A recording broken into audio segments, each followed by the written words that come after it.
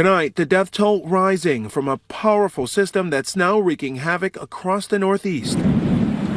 Winds gusting over 70 miles an hour in some spots, taking down telephone poles in South Jersey, and huge trees all over New York City. This one crushing a home in Queens. I thought a tornado came through. This man's car in the Bronx totaled. It's insane, you know?